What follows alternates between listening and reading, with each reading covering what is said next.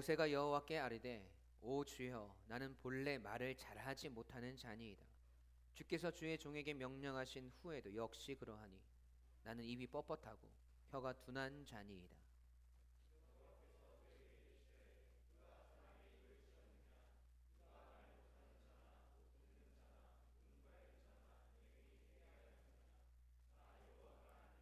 이제 가라. 내가 내 입과 함께 있어서 할 말을 가르치리라. 여호와께서 모세를 향하여 노하여 이르시되 레위 사람 내 형 아론이 있지 아니하냐. 그가 말 잘하는 것을 내가 아노라. 그가 너를 만나러 나오나니 그가 너를 볼 때에 그의 마음에 기쁨이 있을 것이라.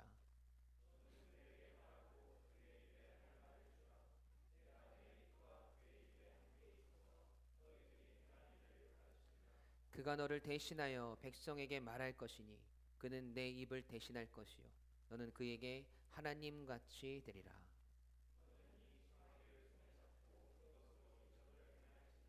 아멘. 살아계신 하나님의 말씀입니다. 오늘은 부족함이 아닌 완전함이었다라는 말씀의 제목으로 함께 은혜를 나누길 원합니다. 지난주 말씀 제목 기억하시나요? 설득이 아닌 사랑이었다. 오늘은 부족함이 아닌 완전함이었다. 말씀에 대한 기대를 가지고 함께 말씀 앞에 서기를 원합니다.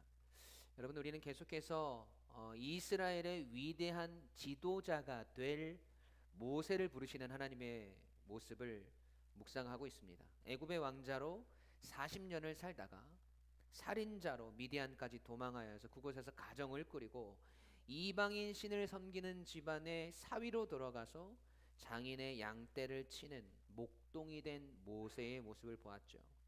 장인의 양떼와 함께 하나님의 산 호렙에 이른 모세는 그곳에서 하나님을 만납니다. 그리고 하나님의 위대한 계획과 약속의 성취의 도구로 하나님은 모세를 사용하시기 원하세요. 하나님이 모세에게 말씀하시죠. 모세야, 내가 이스라엘을 보았고 내가 그들의 탄식을 들었고 내가 그들의 근심을 알았노라. 내가 내려가서 그들을 건져내고 인도하여 가나안 땅으로 데려가겠노라. 이제 내가 너를 바로에게 보내어 그들을 애굽에서 인도하여 낼 것이다. 너무나도 감격적인 하나님의 부르심 앞에 모세는 하고 싶은 말이 너무나 많습니다. 왜요? 모세는 애굽에 들어가기 싫거든요. 아무리 이전에 자신을 잡아 죽이려고 했던 바로가 죽었다고 하더라도 상황이 어떻게 됐을지도 모르고 또 보내려면 좀 더 젊고 혈기왕성할 때 보내시지. 애굽을 나온 지 40년이나 흘렀는데 하나님은 자신을 애굽으로 보내신다고 하십니다. 그런 모세에게 하나님은 세 가지의 표적과 이적을 보여주시면서 또 말씀하시죠. 첫 번째 표적이 무엇이었습니까? 지팡이가 뱀으로 변했다가 다시 지팡이로 변하는 사건이었어요. 여러분, 두 번째 표적은요, 문둥병에 걸렸다가 다시 낫게 하시는 표적입니다. 당시에 최고의 저주받은 병이었던 문둥병에 걸렸다가 나은 표적을 통해서 이스라엘이 하나님 아브라함과 이삭과 야곱과 그들에게 하신 약속을 지키시는 그 하나님에 대해서 이스라엘이 알게 될 것이라고, 하나님이 왜 모세를 그들에게 보내셨는지 그들이 알게 될 것이라고 하나님은 말씀하시죠. 그래도 하나님의 말씀을 믿지 않으면 하나님께서 어떻게 하라고 말씀하십니까? 세 번째 표적이죠. 나일강 물을 퍼다가 땅에 뿌리라고 하십니다. 그러면 그 물이 피로 변할 것이라고 말씀하시죠. 애굽의 젖줄과도 같은, 애굽의 생명과도 같은 나일강 물이 피로 변하게 하시겠다고 하십니다. 하나님이 애굽을 심판하실 것이란 거죠. 이렇게 말씀하심에도 불구하고 모세는 하나님의 말씀을 들으려고 하지 않습니다. 아니, 부인하고 싶고 모른 척하고 싶어 해요. 하나님의 명령을 따르려고 하지 않습니다. 그럼에도 하나님은 계속해서 모세에게 말씀하세요. 여러분, 이것이 어떤 설득의 과정이 아니라고 말씀드렸습니다. 무엇입니까? 하나님의 사랑이었어요. 예수님을 3번이나 부인하고 물고기를 잡고 있던 베드로를 찾아오셔서 그를 포기치 않으시고 용서하시고 그에게 주님을 향한 사랑을 고백할 수 있도록 하신 주님의 사랑처럼 지금 세 가지 표적 앞에 하나님을 부인하고 싶어하는 모세를 향한 하나님의 끝없는 사랑이 계속되고 있는 겁니다. 왜요? 여러분, 하나님이 모세를 부르시지 않으시면, 하나님이 그를 계속해서 찾지 않으시면 모세의 앞으로의 인생은 소망이 없어요. 그냥 미디안 광야에서 평생 양떼나 치면서 도망자로, 살인자로 살아가야 합니다. 그런 그의 인생 가운데 찾아오신 하나님의 사랑 앞에 서 있는 모세. 하지만 모세의 고집도 대단해요. 우리가 알고 있는 이스라엘의 위대한 지도자가 맞나 싶을 정도입니다. 오늘도 계속된 이 치열한 공방전, 하나님과 모세의 이 치열한 공방전 앞에서 오늘 우리는 또 어떤 깨달음을 얻어야 할까요? 자, 여러분, 하나님의 계속되는 표적과 말씀 앞에 모세가 꺼내든 비장의 카드가 있습니다. 그것이 무엇입니까? 오늘 본문 10절 말씀이에요. 함께 읽겠습니다. 시작.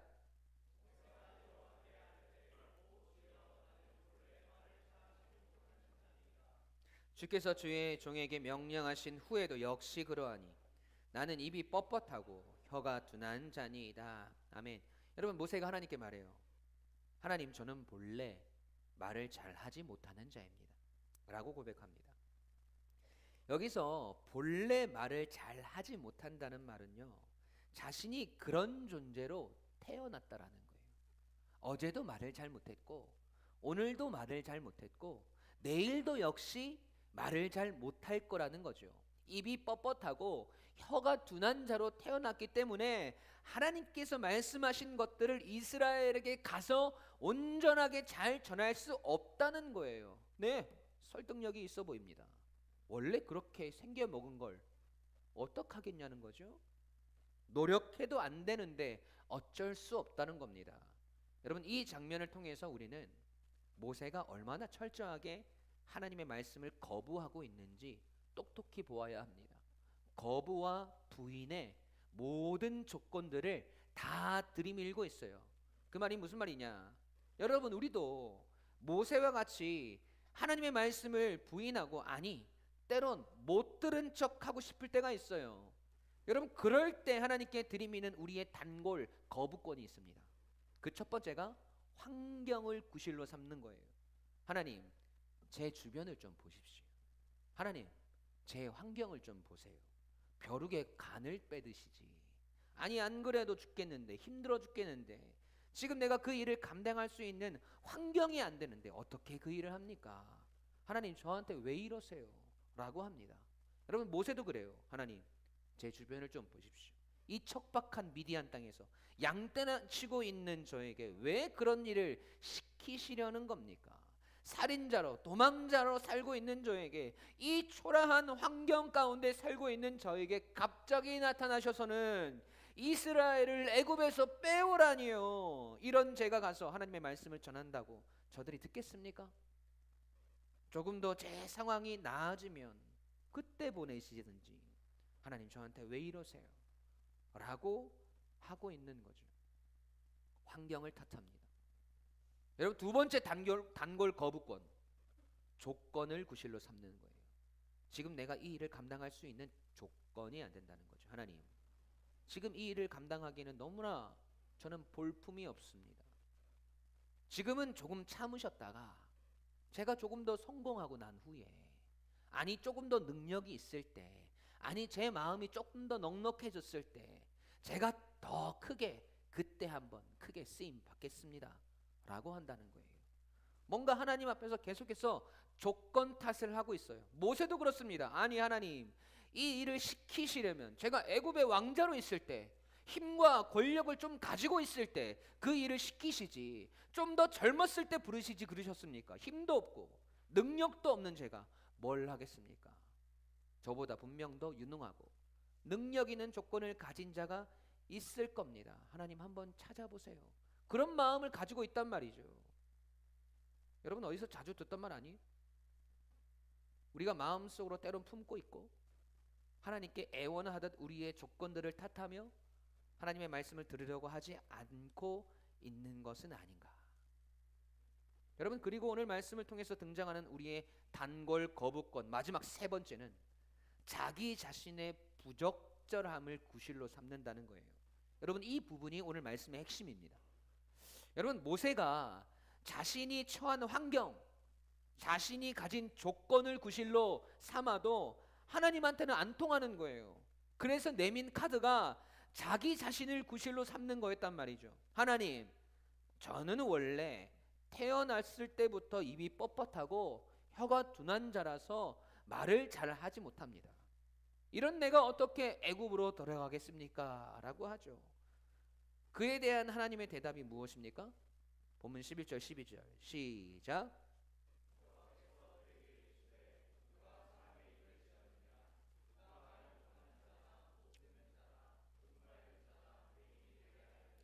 나 여호와가 아니냐? 이제 가라. 내가 내 입과 함께 있어서 할 말을 가르치리라. 아멘. 하나님이 말씀하세요. 사람의 힘을 누가 지었느냐? 누가 말 못하는 자나 못 듣는 자나 눈 밝은 자나 맹인이 되게 하느냐? 나 여호와가 아니냐? 여러분, 이 말씀이 뭡니까? 모세의 그 부족한 입술도, 그 부족한 말주변도 다 하나님께서 지으신 것이고 하나님의 완전한 창조의 섭리 속에서 계획되고 이루어진 결과물이라는 거예요. 그러니까 우리가 보기에는 부족해 보이고, 우리가 보기에는 연약해 보이고, 우리가 보기에는 또 할 수 없을 것 같지만 하나님이 보시기에는 부족함이 없고 완전한 겁니다. 왜요? 누가 하시니까? 그렇게 부족해 보이는 그를 지으신 하나님이 하시기 때문이에요. 그런데 모세의 대답이 무엇입니까?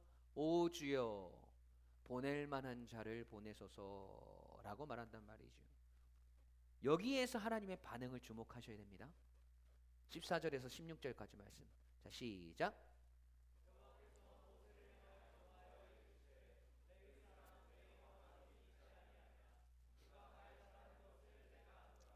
그가 너를 만나러 나오나니 그가 너를 볼 때에 그의 마음에 기쁨이 있을 것이라. 너는 그에게 말하고 그의 입에 할 말을 주라. 내가 내 입과 그의 입에 함께 있어서 너희들이 행할 일을 가르치리라. 그가 너를 대신하여 백성에게 말할 것이니 그는 내 입을 대신할 것이요 너는 그에게 하나님같이 되리라. 아멘. 여러분, 하나님께서 모세에게 어떻게 하세요? 노하셨대요.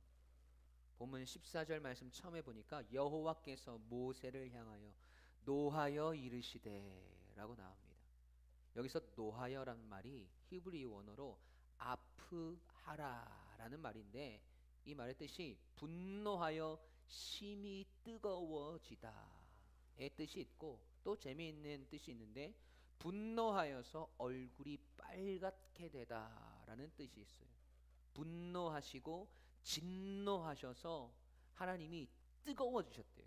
얼굴이 빨개지셨답니다. 그러니까 하나님께서 모세의 말을 들으시고 화가 나셨다는 것이죠. 그래서 진노하셨다는 겁니다. 그런데 하나님이 왜 진노하셨는가가 중요해요. 우리는 대부분 이 말을 이렇게 해석합니다. 하나님께서 모세에게 계속해서 말씀하시고 그에게 요구하시는 것들을 듣지 않으려고 하니까 참다가 화를 내시는 것으로 우리는 생각한단 말이죠. 몇 번을 이야기해도, 표적도 보여줘도, 하나님께서 그렇게 이야기를 해도 안 들으니까 하나님이 인내하시다가 터지셨다라고 생각을 해요. 하지만 하나님께서 화를 내시고 진노하셨으면 여러분, 진작에 화를 내셨어야 합니다. 하나님께서 모세의 생명을 얼마나 오랫동안 지키셨습니까? 태어날 때부터 죽을 운명이었던 모세를 나일강가에서 건지시고 애굽의 궁에서 자라게 하시고, 또 거기서도 죽을 뻔한 모세를 미디안까지 이르게 하시고 지금까지 지키셨는데, 우리 하나님이 모세에 대한 얼마나 큰 열심을 행하셨고 그와 함께 하셨는데 화가 나셨으면 여러분, 처음부터 화를 내셔야 하는 거 아닙니까?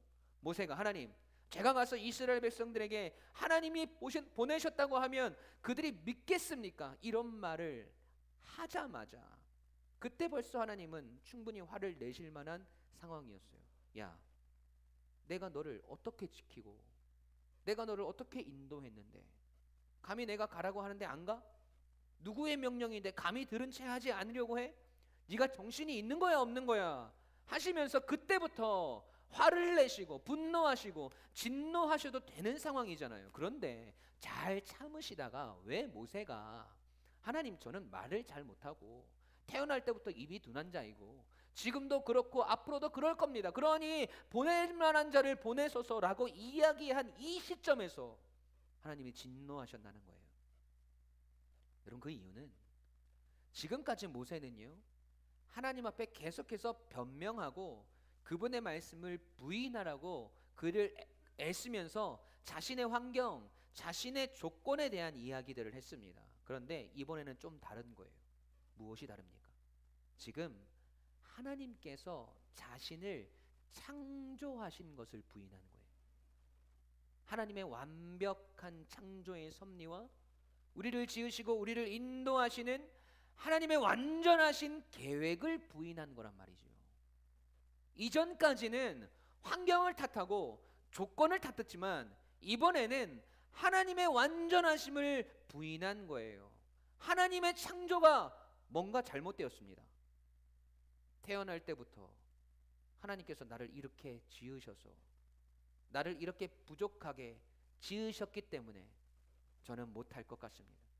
그러니 하나님 책임이고 하나님이 뭔가 실수하신 것 같습니다 라고 말하는 거란 말이죠. 그러니까 하나님이 화를 내신 거예요.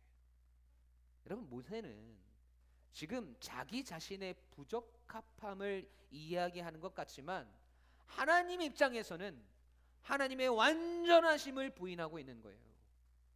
하나님이 나를 이렇게 연약하게 만들어 놓고 어떻게 나를 그 큰 일에 쓰시겠다고 하는 겁니까? 하나님이 나를 이렇게 부족하게 만들어 놓고 어떻게 그 일을 감당하라고 하시는 겁니까? 라고 말이죠. 여러분 하나님은 여기서 진노하십니다. 그래서 주목해야 될 것이 또 있어요. 여러분 하나님의 진노, 하나님의 분노는 늘 무엇을 달고 다니냐 하면 하나님의 심판을 몰고 다닙니다. 여러분 지금 구약 시대잖아요. 말 한마디 잘못했다가 3대가 물어나는 경우도 봤어요. 하나님의 진노가 얼마나 무섭게 드러났던 시기입니까? 하나님의 분노가 얼마나 뜨겁게 심판으로 드러났던 시기예요. 말씀 몇 개만 볼까요? 여러분 이스라엘 백성들이 시내산을 떠나서 가나안 땅으로 향하던 도중에 12정탐꾼을 가나안 땅으로 보냅니다. 그런데 여호수아와 갈렙만 빼고 가나안 땅의 사람들을 보고 나머지 10명의 정탐꾼들이 벌벌 떨고 있어요. 하나님께서 가게 하시겠다고 하는데 자신들의 연약함을 바라보면서 우리는 그들 앞에서 메뚜기와 같은 존재들입니다 라고 합니다. 거기서 하나님께서 진노하세요. 그 진노의 결과를 봅시다. 민수기 32장 13절 시작.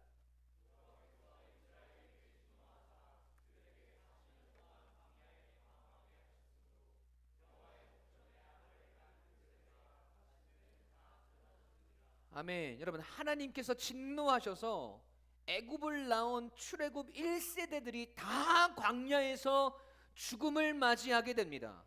추정 숫자로 250만 명. 말 한마디 잘못했는데. 또 볼까요? 여러분 다윗 왕 때요.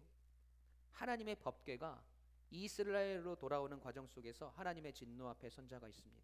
바로 우사라는 사람이.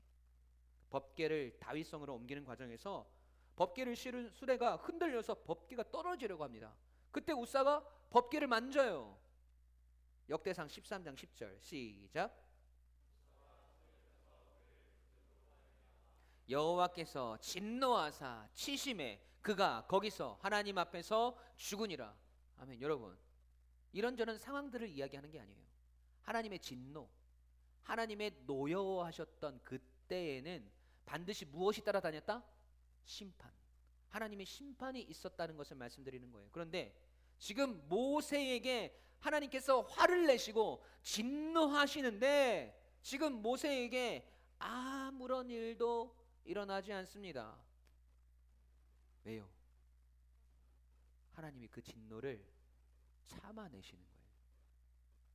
그렇게까지 하시면서 하나님은 하나님께서 이스라엘에게 하신 약속을 이루시기 원하시는 거예요.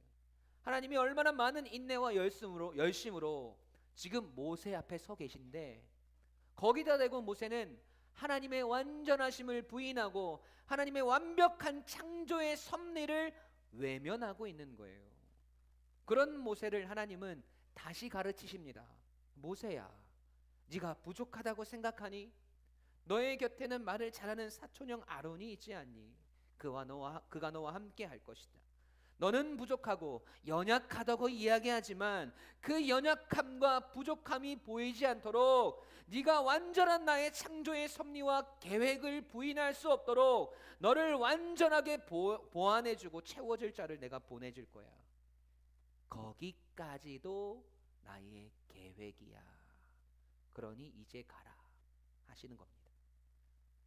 여러분, 우리는 하나님의 명령 앞에서, 하나님의 말씀 앞에서 늘 우리의 부족함들만 바라봅니다. 우리의 연약함들만 바라봐요. 그래서 나는 도대체 왜 이 모양 이 꼴이냐고, 하나님은 나를 왜 이렇게 지으셨냐고, 나는 왜 이렇게 부족한 것들이 많고 남들보다 못하는 것들이 많냐고 소리치고 원망할 때가 있습니다. 아니, 이 일을 시키실 거면 나한테 이것들을 능히 감당해낼 만한 능력이라도 주시던지, 나는 이렇게 부족한 투성인데, 나는 이렇게 부족하게 태어났는데 어떻게 하냐고, 차라리 더 잘하는 사람을 시키시지 나한테 왜 이러시냐라고 하나님께 이야기합니다. 여러분, 이 말이 얼마나 하나님의 완전하심을 부인하는 큰 죄인지를 아셔야 돼요. 하나님이 진노하실 만한 하나님에 대한 부정을 우리가 하고 있다라는 사실입니다. 여러분, 우리의 입장에서 우리는 부족하게 보일지 모릅니다. 그런데 하나님은 우리를 완전한 존재로 지으셨고, 그런 우리를 하나님의 완전한 계획 속에 두셨습니다. 그 자체만으로도 우리는 너무나 소중하고 고귀하고 가치 있는 존재들이에요. 부족함들이요, 연약함들이요. 여러분, 우리가 생각하는 그 부족함과 연약함들을 향한 하나님의 계획도 완전하게 준비되어 있습니다. 그래서 오늘 우리를 만나게 하신 거란 말이에요. 서로가 서로의 부족함이 보이는 부분들을 보완해주고 보충해주고 도와주고 보듬어주면서 내 옆에 있는 사람의 부족함이 드러나지 않도록 하는 하나님의 완전하신 계획과 섭리 속에 있다라는 거예요. 여러분, 우리 만남은 우연이 아니야. 여러분, 이런 노래말처럼 우리의 오늘 만남은 우연이 아닙니다. 모세가 고백한 것처럼 나는 태어날 때부터 말을 잘 못하고 입이 뻣뻣하고 혀가 굳은 자라고, 나는 원래 이렇게 부족하게 태어나서 그 일을 감당하기 어려운 존재라고 이야기하는 우리에게 하나님은 아니야, 나는 너를 완벽하게 만들었어, 너는 완전해, 너에게 부족해 보이고 연약해 보이는 그 일들도 완전하게 이룰 수 있도록 내가 지금 네 옆에 완전한 계획들을 준비해 두었어. 너의 옆을 보렴 아무개가 있지 않니? 라고 말씀하시면서 하나님은 오늘도 우리를 교회로 부르신 거란 말이에요. 그렇게 우리는 하나님의 완전하신 사랑과 계획과 섭리 속에서 함께 만나서 이 유광침례교회 안에서 함께 지어져 가고 함께 살아가는 것입니다. 여러분, 그래서 내 옆에 있는 사람들이 없으면 안 되는 거예요. 그래서 이 교회에 필요 없는 사람은 없는 겁니다. 우리가 판단하기에 이 교회에, 우리 공동체에 아무런 도움이 안 될 것 같은 저 사람도 하나님의 완전하신 계획 속에서 누군가에게는 아론과 같은 존재로, 누군가에게는 하나님의 계획의 완성으로 세워주신 자라는 것을 여러분 잊지 마셔야 됩니다. 내 옆에 있는 자들이 나에게 그런 존재이고 지금 내 옆에 있는 성도들에게 그런 존재라는 겁니다. 그것을 믿기에 오늘 우리는 갈 수 있는 거예요. 여러분, 부족함이 보이십니까? 연약함들이 보여서 하나님의 일을 감당할 수 없을 것 같으세요? 여러분, 우리를 향한 하나님의 완전하신 창조의 섭리와 계획들을 여러분 부인하지 마십시오. 로마서 8장 29절 30절 말씀 함께 읽어보겠습니다. 시작.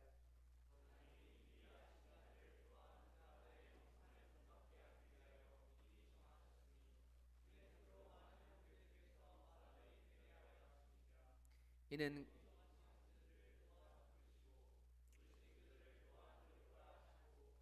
의롭다 하신 그들을 또한 영화롭게 하셨느니라. 아멘. 여러분 이미 하나님은 우리가 태어나기 이전부터 우리를 향한 완전하신 계획을 가지고 계셨어요. 그 완전하신 계획 속에 우리는 태어났고 그 완전하심 속에 오늘도 우리는 살아가고 있습니다. 그 창조의 섭리와 계획들 속에서 지금 내가 바라보는 부족함, 연약함들이 아니라 여러분 그것들을 채워주시고 함께 해주시고 완전하게 해줄 누군가를 다 예비해 두셨음을 확인하셔야 합니다. 그것까지가 하나님의 완전하신 계획들임을 발견하시기를 여러분 간절히 축원합니다. 여러분 오늘도 그렇게 보잘것없어 보이는 우리의 인생을 부르시는 하나님의 계획 속에는 부족함이 아니라 그 속에 하나님의 완전하신 섭리가 있습니다. 연약함이 아니라 그 속에 하나님의 완벽하신 계획이 있습니다. 그 사실을 부인하고 부정하는 우리의 고백을 멈추시기 바랍니다. 그리고 오늘 우리 안에서 부족함이 아닌 완전한 하나님을 바라보며 서로가 서로를 위해 오늘도 하나님을 위해 서 있는 저와 여러분이 되시길 주님의 이름으로 간절히 축원합니다. 아멘. 우리 함께 찬양하시겠습니다.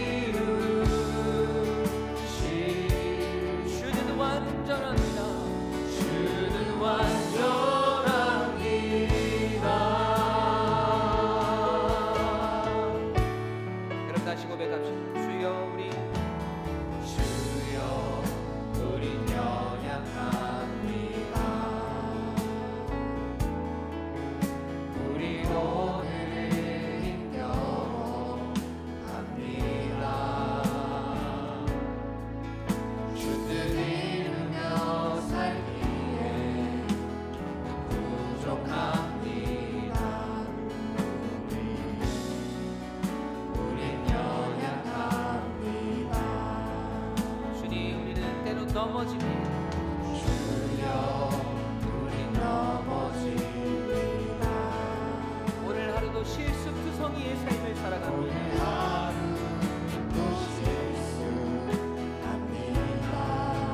주님, 주의 그늘을 구하는 죄인입니다.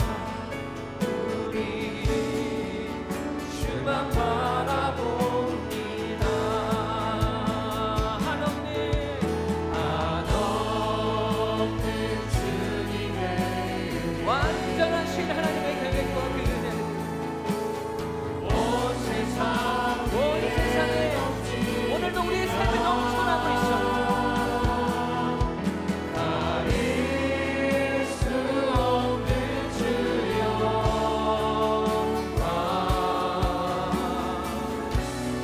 온 땅 위에 충만합니다.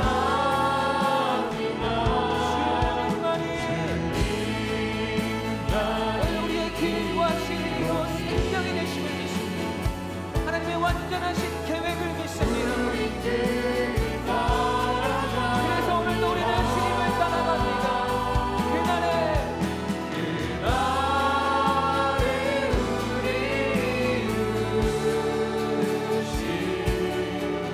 주님은 완전합니다. 한없는 주님의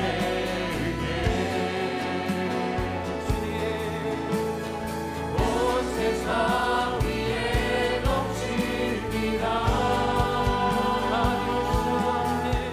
가릴 수 없는 주여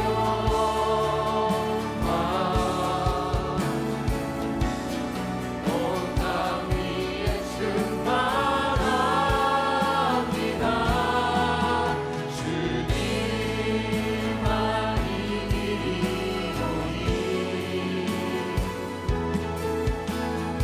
우리 끝이 따라갑니다. 그날에 우리를 이루시 주는 완전하신 다시 한번 고백합니다. 한없는 주님의 은혜 온 세상 위에 넘칩니다. 가릴 수 없는 주여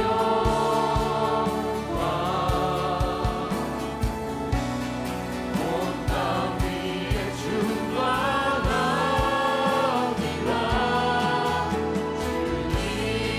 주님만이 길이오니 우리 그길 따라갑니다.